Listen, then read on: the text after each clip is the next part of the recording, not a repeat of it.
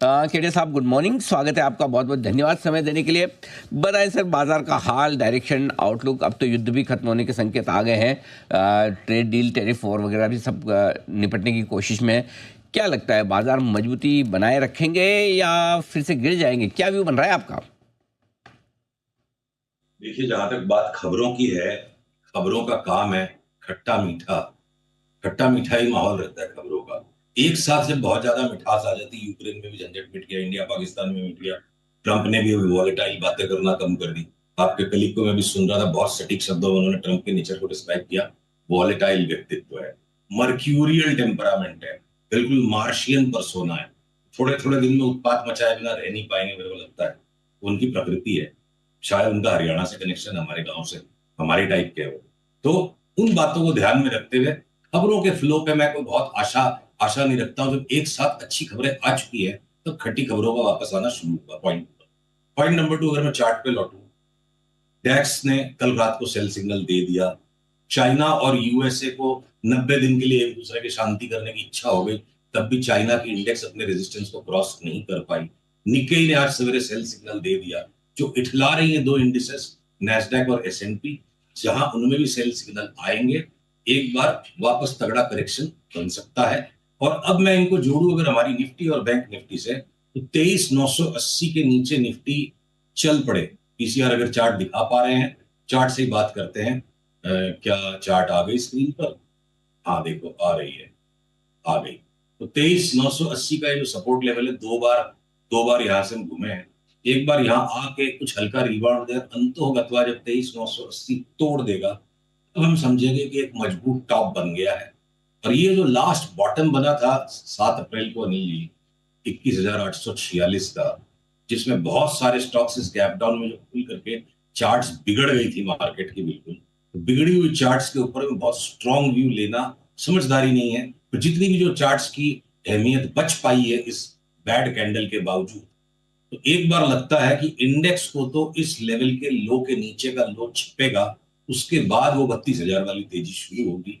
और वो इस कैंडल के नीचे हम जाएंगे, इस व्यू को हम ट्रिगर करेंगे जिस दिन 23,980 के नीचे बंद आ जाए। और लगे हाथ में अगर बैंक निफ्टी का भी हाल दिखा दूं, 23,980 का इक्विवेलेंट लेवल एक बार के लिए 53,130-40 है। और ये हो गया लार्जर इंडिसेस का पिक्चर। अभी व्यू मंदी का ही रखना चाहिए, राइट? अनिल, ये तेजी के गर्भ में मंदी, मंदी के गर्भ में तेजी हमेशा ही चलते रहते हैं। और सारा शेयर बाजार गिर जाएगा, सारा शेयर बाजार बढ़ जाएगा, ये भी कभी नहीं होता है। तो खास करके तेजी या मंदी का जब अंतिम चरण आने वाला होता है, तो हमारे केडियानोमिक्स के अंदर हम बहुत ज्यादा सावधान हो जाते हैं। क्यों? इंडेक्स अगर फाइनल नया टॉप बनाए, उस टाइम पर बहुत सारे आप देखोगे बी ग्रुप के स्टॉक्स पार्टिसिपेट नहीं कर पा रहे हैं, चरमरा रहे हैं, वो ऊपर की ऊंचाई नहीं पकड़ पाते। तब हम फाइनल टॉप को पकड़ने का साहस करते हैं कि बाजार में वो फ्लेवर नहीं बन रहा है। तो उसी तरीके से अगर ये एक नया लो और बचा है इंडेक्स में, तो बहुत बड़ी खतरे की बात यह है कि दुनिया भर के बी ग्रुप के स्टॉक्स और छोटे वाले एफ एंड ओ के स्टॉक्स में लगता है लॉन्ग टर्म बॉटम हो चुका है, तो वो दोबारा नए लो पे नहीं। Failure of bottoms on a large number of stocks while main index makes a new bottom might be the long term bottom. ठीक बात है, ये आपके लिए मतलब तेजी के मार्केट में कमजोर स्टॉक मिलेंगे, मंदी के मार्केट में मजबूत भी मिलेंगे, ये होगा भी। तो अगर कहीं तेजी करने का आपका इरादा है, तो वो कौन से शेयर या सेक्टर्स होंगे? तो अगर निफ्टी में अभी भी लगता है अगले 1-1.5 महीने में एक नया लो बन जाए, तो मैं शॉर्ट टर्म के सट्टे बहुत सिलेक्टिवली तेजी के करूंगा। लॉन्गर टर्म 3 से 6 महीने या उससे ज्यादा होराइजन के हिसाब से जो स्टॉक्स में मोटा बॉटम बन रहा है, जैसे हिमाचल फ्यूचरिस्टिक्स 72 वाला आज 81-82 आ गया, अब लगता नहीं 72 वापस जाएगा। यस बैंक पे अपनी 1.5-2 महीने पहले 16 रुपए में बात हुई, बड़ा वाहियात सा स्टॉक नजर आ रहा था। अब खबर आ गई ना, सुमिटोमो ने 19.5% ले लिया और सुमिटोमो फाइनेंशियल को भी मर्ज कर रहा है। इवेंचुअली कोशिश है कि सुमिटोमो का मेजोरिटी स्टेक हो जाए, अब 50 रुपए की चार्ट यस बैंक में जस्टिफाई हो जाएगी। तो जो बिल्कुल कूट पीट दिए गए हैं, भूले बिसरे गीत जिन्हें हम कहते हैं, या जिनका कोई नहीं है, उसमें आपके वोडाफोन भी है। कृपया क्षमा कीजिएगा, जी टेलीफिल्म्स को, जी इंटरटेनमेंट को राइट ऑफ कर दिया गया है। कुछ नहीं हो सकता स्टॉक का। उसकी चार्ट कह रही है एकदम चुपके चुपके चुपके चुपके ऊपर आते जा रहा है। ये जो एक तो जो यस्टर ईयर की डार्लिंग्स थे जिनको आज आप 2020 वाले बॉटम के लेवल से भी नीचे खरीद पा रहे हो, ये सारे स्टॉक्स चीख चीख के पोर्टफोलियो बाइज है, जिसको जो पसंद आए ले ले। दूसरा, जैसे फार्मा में कुछ सिलेक्टिव स्टॉक्स है, ग्रेन्यूल्स ने बड़ा ब्रेकआउट दे दिया। तो हर सेक्टर में कोई ना कोई जगह पे ऐसे स्टॉक्स हैं। फाइनेंशियल्स में हम बहुत ज्यादा मंदी में हैं। इस वक्त की मंदी का राउंड, करेक्शन का राउंड प्राइवेट बैंक्स लीड करेंगे, साथ में बजाज ट्विंस बुरी तरह पिट सकते हैं, या आपके इंश्योरेंस के स्टॉक्स गिरेंगे। पर वहीं पर साथ में आप बात देखो कि जितने स्मॉल फाइनेंस बैंक्स हैं या जो छोटे वाले प्राइवेट बैंक जिनको लोग भूल गए, अब आईडीबीआई बैंक का प्राइवेटाइजेशन होगा या डीसीबी बैंक, के सब डबल ट्रिपल होने के लिए तैयार है यहाँ से। तो विरोधाभासों का बाजार है। सेम तरीके से जैसे नैस्डैक के अंदर पैलेंटीन 75% गिर जाए और टेस्ला यहां से 75% बढ़ जाए, तो हमने उसका इंटरनल नाम रखा है कि अभी बाजारों में लकड़ी की हांडी के अंदर राम और रहीम दोनों की खिचड़ी साथ पक रही है। तो हमें इंडेक्स के ऊपर दीवाना होकर के सब कुछ बेच दो, वो नहीं करना है। और इंडिविजुअल स्टॉक्स के जो पैटर्न्स बन रहे हैं तेजी के, उस पर पागल होकर के इंडेक्स की मंदी को ध्यान में रखना, फंसना नहीं। दोनों तरफ बाजार कंफ्यूज करेगा अगले 1 से 2 महीने। और देखिए, जब साल 1.5 साल की बड़ी तेजी चले जाए, इंडेक्स अपने आप में 50% बढ़ सकता है, तो उसके पहले मैक्सिमम लोगों को रॉन्ग फुट पे डालेगा बाजार। तो कैसे डालेगा? लार्ज कैप से सेंटीमेंट बिल्कुल खराब हो जाए और स्मॉल कैप्स में एक्यूमुलेशन हो जाए। अभी तक की हमको थीसिस ऐसी लगती है। दोनों तरफ के मौके आपको मिलेंगे इस बाजार में। आइए थोड़ा गोल्ड पर भी राय ली जाए आपसे फाइनली। अब गोल्ड मजबूती के बाद गिरना शुरू कर चुका है। कच्चा तेल थोड़ा रिकवर तो हुआ है, लेकिन अभी भी उतनी ताकत दिखा नहीं रहा है। दोनों के चार्ट्स क्या कह रहे हैं? पीसीआर से अनुरोध है, स्क्रीन पर मेरे लगे गोल्ड की एमसीएक्स की चार्ट को दर्शित करें, डिस्प्ले करें।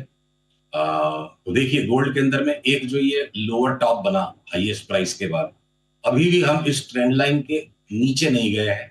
हालांकि मोमेंटम ने लास्ट 20 दिन का, लास्ट 40 दिन का नया लो बना दिया। मोमेंटम बाजार की रानी है, भाव बाजार का राजा है, और राजा रानी के पीछे पीछे ही चलेगा। मोमेंटम से प्राइसेस डिफाइन हो रहे हैं, प्राइसेस से भले मोमेंटम को कैलकुलेट करते हैं। तो अंतोगत्वा ये लाल लाइन को भी टूटना चाहिए। कल की कल टूट जाएगी या 2-4 दिन का रिबाउंड देकर टूटेगी, ये पकड़ना संभव नहीं है। तो जिस दिन ये लाल लाइन टूटेगी, तो इसकी फिर मंदी के कदम सरपट सरपट और ज्यादा रफ्तार पकड़ेंगे। और एक बार 80,000 तक की बात करते हैं, टुकड़े टुकड़े में बात करेंगे। अंतोगत्वा तो वो 65 भी हो सकता है, उसके नीचे भी हो सकता है, पर उतनी बड़ी बात करने में ना उसको हजम करना कठिन हो जाता है। और दूसरी बात, अगर मैं क्रूड की एक बार एक ग्लोबल चार्ट को लेता हूँ, ज्यादा लिक्विड है। अगर अगर मैं क्रूड ऑयल की इस ग्लोबल चार्ट को लेता हूँ, देखिए अनिल, एक तो जो कॉमन सेंस से पकड़ने की बात है, वैसा क्यों होता हो समझ नहीं आ रहा। पर स्टैटिस्टिकल जो स्टडीज करते हैं और उसके बेसिस पे ट्रेड करते हैं, नॉर्मली गोल्ड और क्रूड 15 दिन का व्यू ले लो, आप 1 महीने का व्यू ले लो, 3 महीने का व्यू ले लो, 15 दिन से लेके 6 महीने के व्यू के अंदर में हर टाइम फ्रेम पे गोल्ड और क्रूड करीब करीब एक दूसरे के ऑपोजिट चलते हैं। एक तरफ जहां गोल्ड की मंदी है, वहीं क्रूड के अंदर आप देखोगे मोमेंटम ने घटने से मना कर दिया है। तो मैं 52-53 डॉलर से नीचे की क्रूड में मंदी नहीं पकड़ता हूं। और जैसे गोल्ड में हमने चार्ट बनाई थी, चार्ट में ट्रेंड लाइन बनाई थी सपोर्ट की, यहाँ जो रेजिस्टेंस की ऊपर लाइन है, $63 के ऊपर क्रूड निकल गया, तो मुझे लगता है $100 और $100 के ऊपर निकल गया, $105, 105 के ऊपर निकल गया, तो कुछ भी हो सकता है। यानी संसार में अड़ंगेबाजी अभी खत्म नहीं हुई है। सबने टेम्पररी आराम करने की ठानी है। टेम्पररी आराम है, 2025 में वापस खराब खबरें परेशान करेंगी बाजार। ओके, तो गोल्ड गिरेगा और नहीं, ऐसे में तो फिर गोल्ड भी वापस बढ़ना चाहिए अगर सारी समस्याएं बढ़ने वाली है, तो फिर लगता है आपको? तो दो बातें हैं। गोल्ड देखिए एक सुपर करेंसी की भी तरह बिहेव करता है टाइम टू टाइम, और एक सुपर एसेट की भी तरह बिहेव करता है टाइम टू टाइम। क्रूड कभी भी सुपर करेंसी का स्टेटस ले नहीं पाता है। तो गोल्ड की स्टडीज में जब भी हम कोरिलेशन चाहे स्टैटिस्टिक्स का निकालें या मानसिक गणना करें, ये हो जाएगा तो वो हो जाएगा, गोल्ड एक विचित्र एकदम राहु केतु की तरह दो मुहा सांप है ये।